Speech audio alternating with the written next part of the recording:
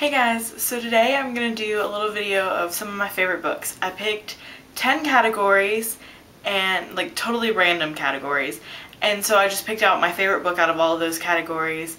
So yeah, one more thing, I don't really have all of these books with me since I am here at school. A lot of my books are in storage. So the copies that I do have here I'll show you, but the ones that I don't have, I might insert pictures of the books. That's probably what I'll do.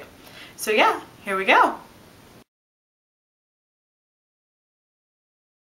Okay, so my first category I have is my favorite nonfiction book. And this is something you probably don't know about me, but I love animal books. Like, that's totally random. My favorite nonfiction book is The Good Pig, and I just love it. I don't know, it's her story of her pet pig and how that affected their lives, and this is just one of my guilty pleasures, and so The Good Pig by far like made me cry, made me laugh, and I don't know, I just loved it. So yeah, that's that.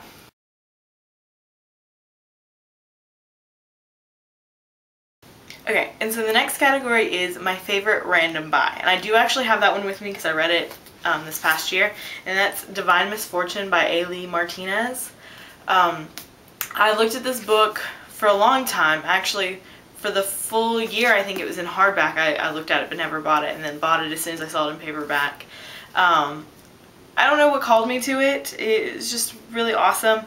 It's about a couple, and in their society everyone has a god, like their own personal god, and so Martinez takes a lot of different mythologies, like there's Greek and there's Norse and, you know, just a lot of mythologies, and everyone kind of picks their god.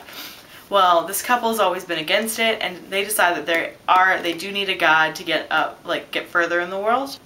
So they decide to pick this raccoon god, and everything just kind of spirals from there. So yeah, I would definitely pick it up. It's an interesting book. I really love it.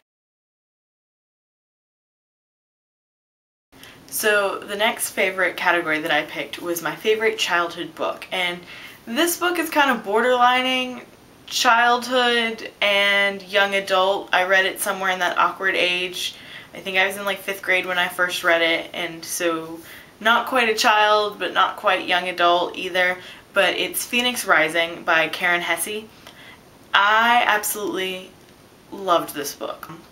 It's about a nuclear plant kind of goes haywire, and this boy gets radiation poisoning, and he moves into the death room. This little girl calls it because it's the room her parents died in and her grandfather died in, and so she thinks automatically he's gonna die because he moved into the death room. And so it's about her not wanting to make any connections with him because she knows he's gonna die, and then as he seems to get better, they form a connection, they become friends, and it's just that whole process.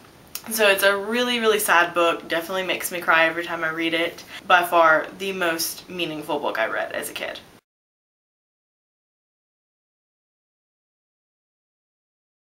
Okay, so moving on from my favorite childhood book, we'll get into my favorite young adult book. My favorite young adult book has to be Lucas. I don't know why this book is just always, I read it over and over and over again from when I bought it to probably when I was about 15. In fact, I really need to go into storage and find where it is and reread it again. After doing this list, I really want to reread it. I don't even know how to explain it.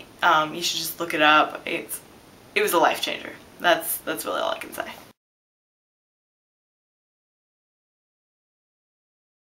So this next category might seem a little random. It is my favorite blog gone novel. I don't know how many of you read Cracked, the website, but one of the editors started a blog called John Dies at the End, and eventually it got so many followers they published it, and once they published a small number of them, I think maybe 500 copies, and then once they realized that you could buy them on eBay, they did a reprinting, and that's when I finally got my copy of it. And I can't even explain it.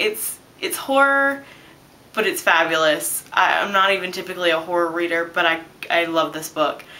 And they are about to make it into a movie, so I'm really excited about that, and I hope they do it justice. you can pre-order the second one already, and so I'm super excited to get my copy of it.